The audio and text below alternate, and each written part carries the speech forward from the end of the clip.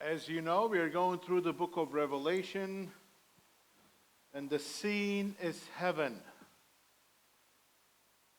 Apostle John is in heaven. Jesus told him to come up. He pulled them up there. It was the picture of the rapture to come. And in chapter 4, he described heaven. He said he saw someone seated on a throne. He couldn't explain it. It was light. It was rainbows. It was brilliant. There was a sea of glass. There were millions of angels. This is the throne room. And then, as though a camera would be panning, his eyes caught something. And that's where we pick up the account of John on chapter 5. I saw in the right hand of him who sat on the throne a book written inside and on the back, sealed up with 7 seals. When you hear the word book, this is the word you know as a scroll. The books, in the sense that we know it, in the codex form, was not invented at that time. So John saw a scroll in God's hand. And it was sealed with 7 seals. Verse 2, chapter 5, verse 2. And I saw a strong angel proclaiming with loud voice, "Who is worthy to open the book and to break its seals?" Not everybody can open the book, open the scroll. Not everybody has the authority that could dare to break those seals. Verse 3 says, no one in heaven, no one up there in heaven had the authority. Not the angels, not others.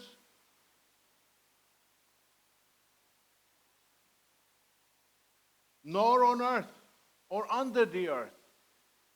No one on earth had the authority or the ability to open these seals on the scrolls.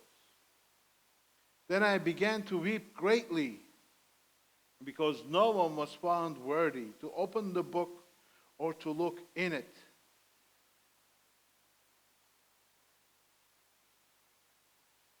But something happened. One of the elders, on verse 5, we read, said to me, "Stop weeping. Stop crying, John." Incidentally, in case you missed it, there's a nuance here, which is John was crying in heaven. Think about it. In all that joy, in all that majesty of God, John was sad because of what it meant to have those seals not open. I'm going to talk about it and explain the seals and the scroll to you. "Stop weeping," the elder said. "Behold, the lion that is from the tribe of Judah and the root of David, who's overcome as to open the book and its 7 seals."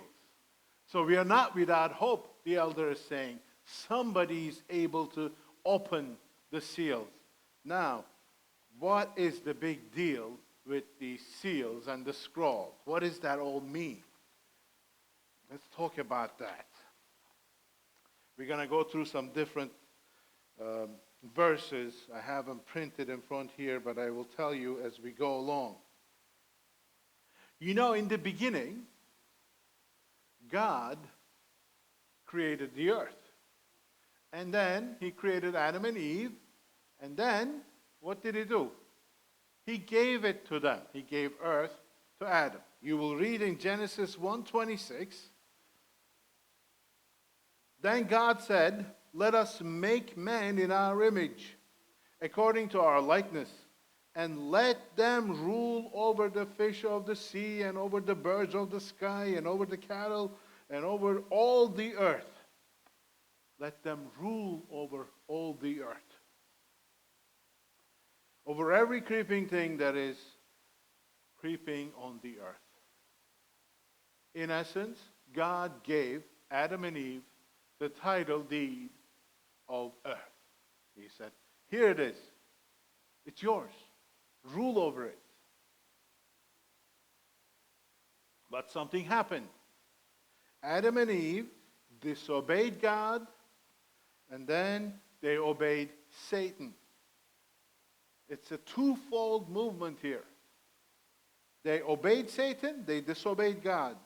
And by this action, they forfeited their deed to earth.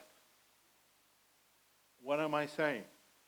In Romans 6:16, Paul tells us, don't you know that when you present yourselves to someone as slaves for obedience, you are slaves of the one whom you obey? Adam and Eve disobeyed God and obeyed Satan. By doing that, they presented themselves as slaves to him. They were masters, but they didn't use that.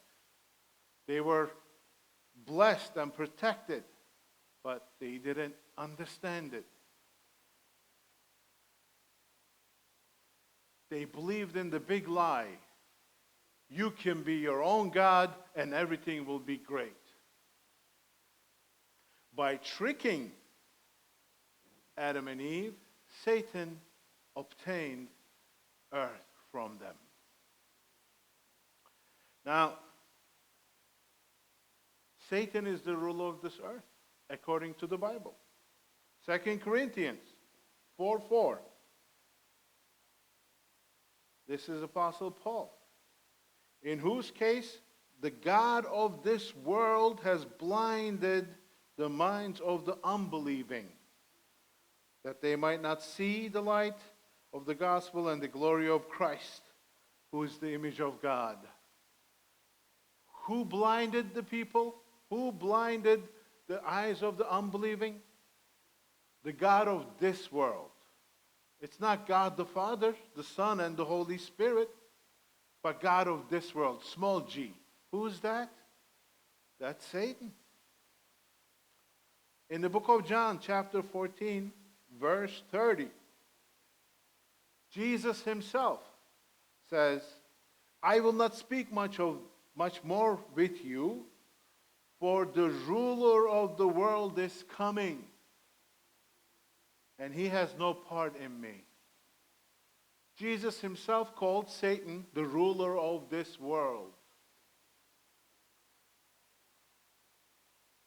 During the temptations of Jesus, Satan told Jesus, he said, you see these great kingdoms?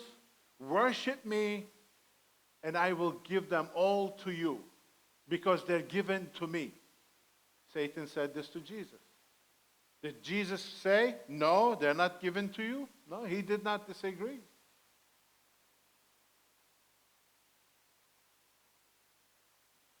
So the ruler of this age, this world right now, is Satan. Adam and Eve lost the title of the earth to Satan when they obeyed him.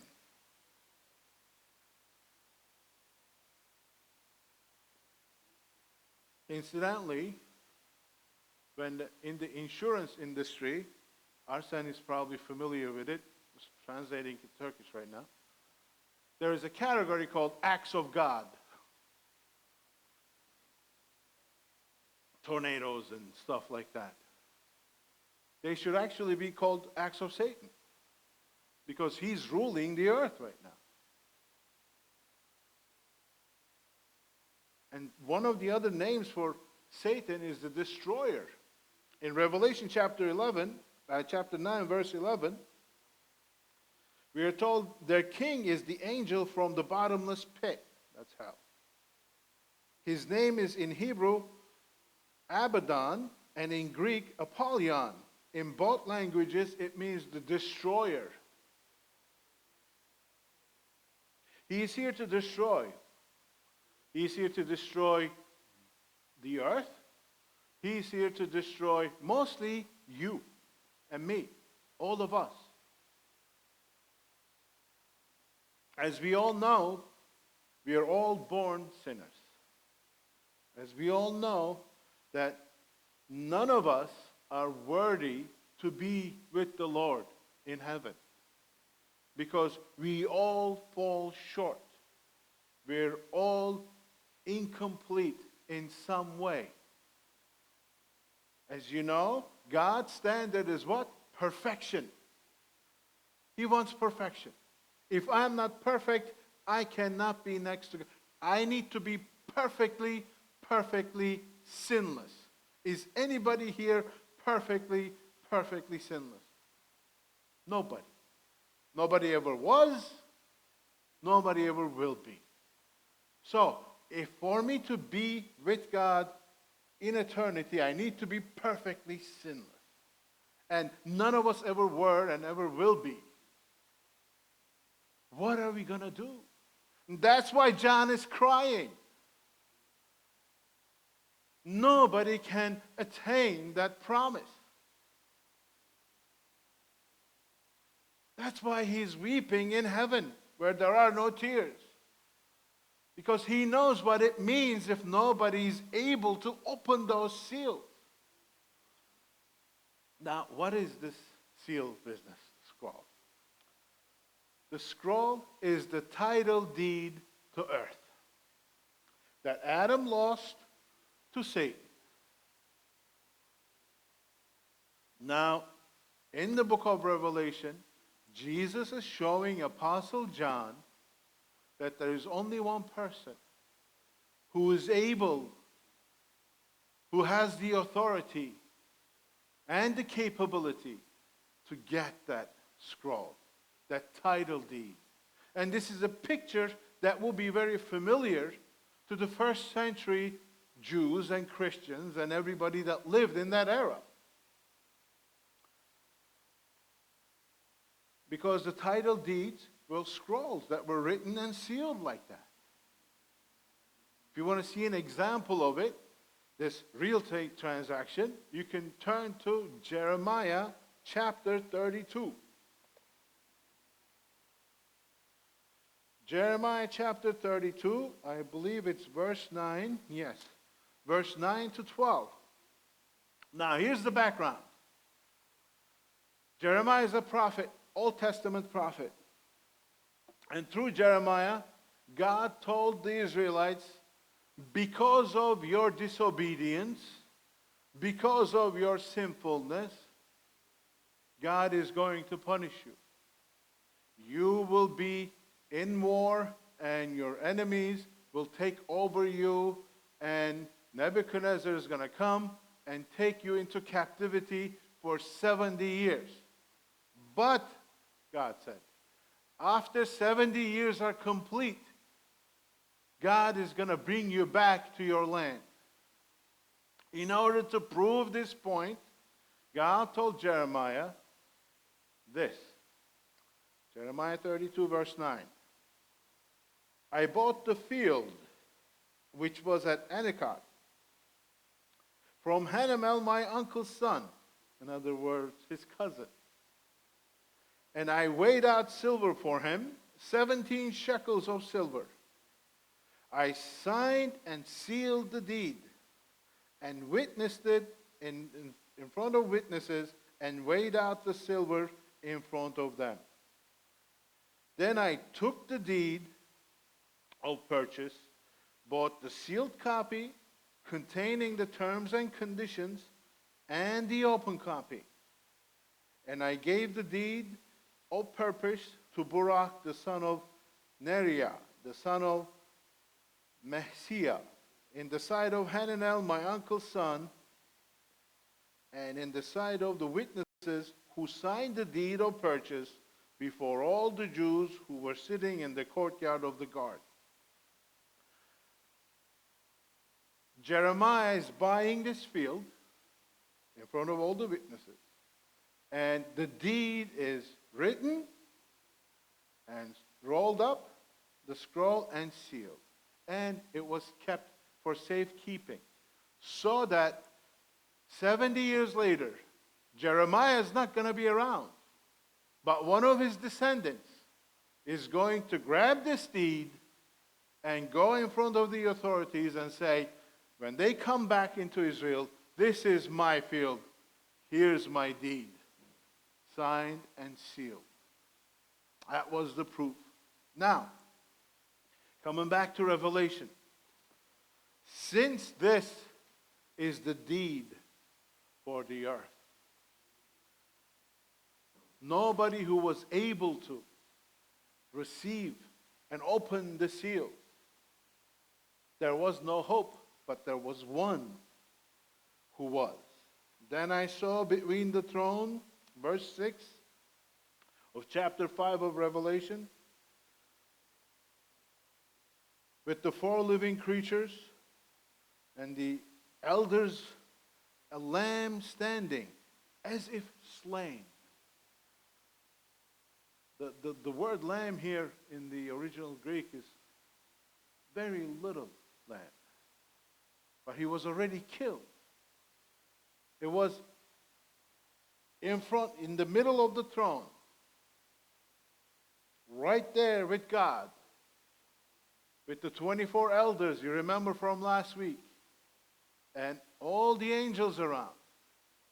He was the only one having 7 horns and 7 eyes, which are the 7 spirits of God, sent out into all the earth.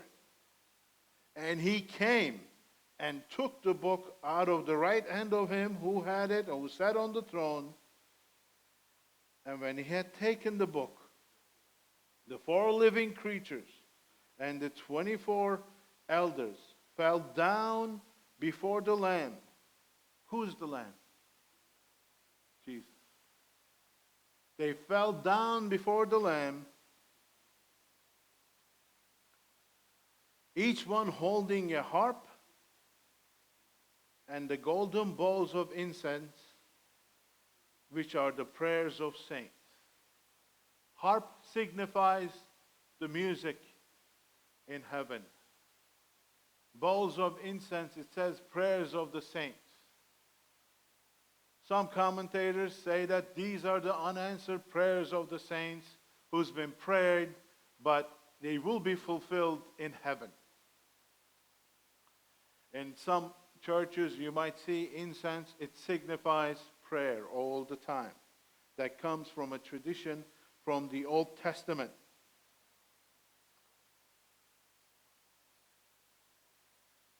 He was the only one who was worthy. If it wasn't for him, Satan would run this world forever. But he no longer can, because someone who was worthy came up. He was provided by God. He paid the price. He made the sacrifice so that you and I, even though we are not perfect, we are forgiven.